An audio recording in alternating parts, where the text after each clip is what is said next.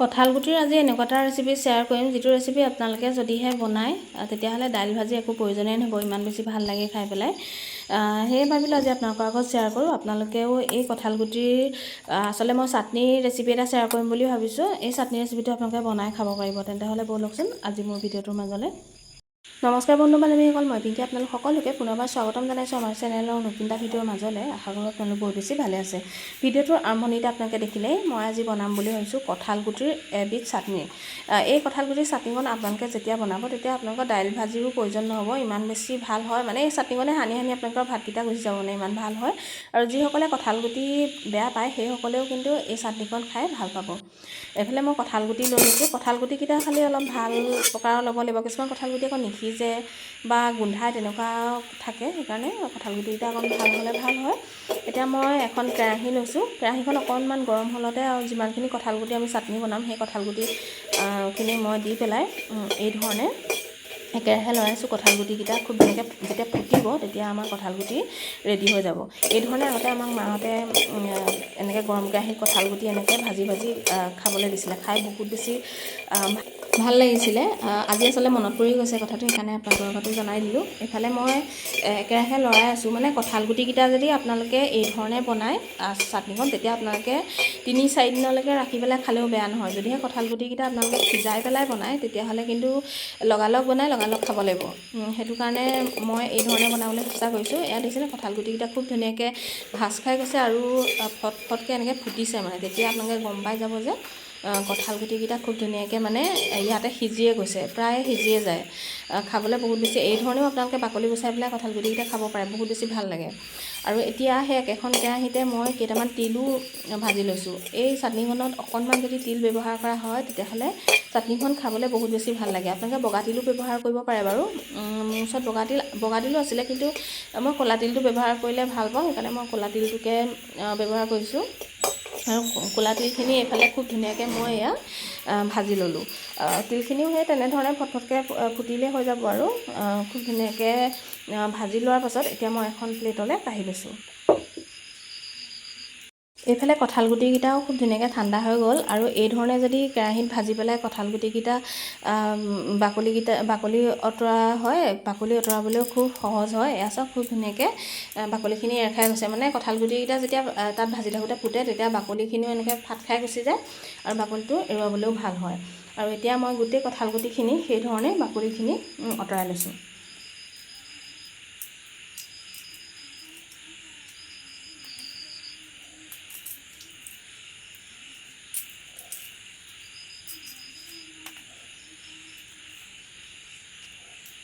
এইফালে কঁঠাল গুটিখিনি বাকলিখিনি আঁতৰাই ল'লোঁ। এতিয়া মই কি কৰিছোঁ, কঁঠাল গুটি এটা লৈছোঁ, এনেকৈ দুফাল কৰিছোঁ আৰু এই ধৰণে এনেকৈ 4 চিটকৈ এনেকৈ দি দিছোঁ। কাৰণ যেতিয়া আমি এই কঁঠাল গুটিখিনি মিক্সিত দিম তেতিয়া পিচ খাবলৈ সুবিধা হ'ব। আৰু এয়া চাওক মই খুব ধুনীয়াকৈ কাটিছোঁ, খুব ধুনীয়াকৈ কাটো খাই গৈছে, কাৰণ সিজিয়ে যায় যিহেতু তাত ভাজি দিলে। এতিয়া মই গোটেই কঁঠাল গুটিখিনি সেই ধৰণে মই 4 চিট কৰি ল'ম।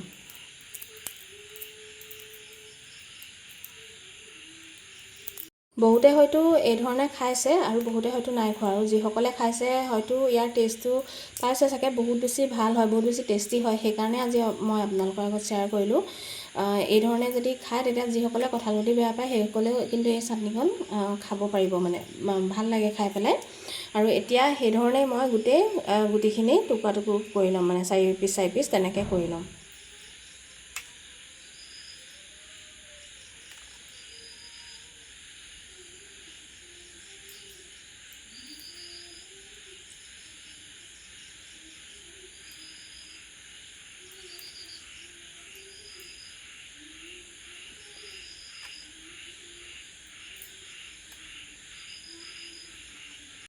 এইফালে কঁঠাল গুটিখিনি দিছে, এনেকৈ 4 চিট কৰি ল'লোঁ। ইয়াৰ লগতে নহৰু কেইফুটামান লাগিব, পিঁয়াজ এটা লাগিব, এডোখৰ লাগিব ডাব নাৰিকল, কেইডোখৰমান আদা আৰু 3-4টামান কেঁচা জলকীয়া, আৰু এইফালে লাগিব তিল।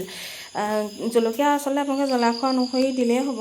এতিয়া মই কেৰাহীখন পাতি দিছোঁ, কঁঠাল গুটি গিটা যেতিয়া কাটি হৈ গ'ল ইয়াতে মই দি দিছোঁ মিঠাতেল বহুত বেছিকৈ দিব নালাগে মিঠাতেল অলপমান দিলেই হ'ব তাৰপিছত ইয়াতে মই প্ৰথমতে এয়া ডাব নাৰিকল যে লৈ লৈছিলোঁ সেই ডাব নাৰিকলখিনি মিহি মিহিকৈ কাটি লৈছোঁ কাটি পেলাই অকণমান মই তেলতে ভাজি লৈছোঁ ভজাৰ পিছতে এতিয়া মই মিডিয়াম চাইজৰ যিটো পিঁয়াজ লৈছোঁ সেইটোও এনেকৈ কাটি ল'লোঁ কাটি লোৱাৰ পিছত পিঁয়াজখিনিও খুব ধুনীয়াকৈ মই ভাজি লৈছোঁ পিঁয়াজখিনি অকণমান কোমল হ'বলৈ দিছোঁ তাৰপিছত এইখিনি মই ইয়াত দি দিছোঁ এয়া জলকীয়া নহৰু আৰু আদা দি পেলাই অলপমান সময় ভাজি লৈছোঁ ভজাৰ পিছত এতিয়া মই কঁঠালগুটিখিনি দি দিছোঁ কঁঠালগুটিখিনিও বেছি ভাজিব নালাগে 5 মিনিটমান সময়মান ভাজিলেই হ'ব কাৰণ কঁঠালগুটি যিহেতু সিজিয়ে আছে সেইকাৰণে এই ধৰণে অকণমান ভাজি লৈছোঁ মানে এই ধৰণে যদি আপোনালোকে চাটনিখন বনায় তেতিয়াহ'লে মানে আপোনালোকে 3-4 দিন বা 5 দিনলৈকে আৰামত এই চাটনিখন ৰাখি পেলাই খাব পাৰিব খালি ফ্ৰিজত থ'ব লাগিব দেই ফ্ৰিজত নথ'লে 2 দিনমানলৈকেহে খাব পাৰিব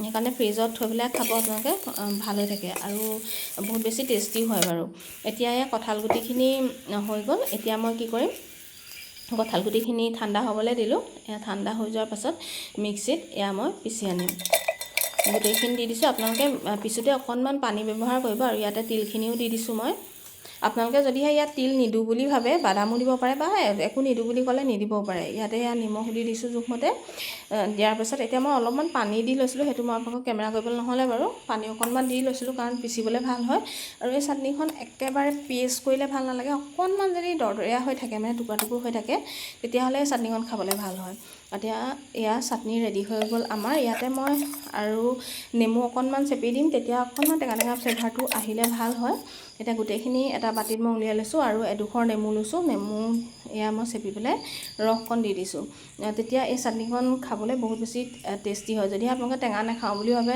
নিদিবও পাৰে কিন্তু টেঙা অকণমান দি দিলে যেনিবা চাটনিখনৰ টেষ্টেই বেলেগ হৈ যায় মানে টেঙাৰ ৰসটো দি পেলাই অকণমান এয়া লৰাই লৈছোঁ আপোনালোকে যদি আজিলৈকে এই কঁঠালগুটিৰ চাটনিখন খোৱা নাই এবাৰ খাই চাবচোন কাৰণ কঁঠালগুটি আমি বেলেগ বেলেগ ধৰণেও খাওঁ নহয়নে দাইলত দি খাওঁ বা কঁঠালগুটি অকল দম হিচাপেও খাওঁ বা বেলেগ বেলেগ ধৰণে খায় কিন্তু কঁঠালগুটিৰ চাটনিখন যদিহে নাই খোৱা এবাৰ ঘৰতে টেষ্ট কৰি চাব বহুত বেছি ভাল হয় আৰু আজিৰ ভিডিঅ'টো আপোনালোকৰ কেনেকুৱা লাগিলে কমেণ্ট এটা কৰি জনাবলৈ কিন্তু একদমেই নাপাহৰিব ভিডিঅ'টো সম্পূৰ্ণকৈ চোৱাৰ বাবে আপোনালোক সকলোকে বহুত বেছি ধন্যবাদ জনালোঁ সকলো ভালে থাকক সুস্থ থাকক তাৰে কামনা কৰিলোঁ মজা হৈছে আৰু এই চাটনিৰ ৰেচিপিটো বনাই পেলাই মোক কমেণ্ট এটা কৰি জনাব বহুত বেছি ভাল লাগিব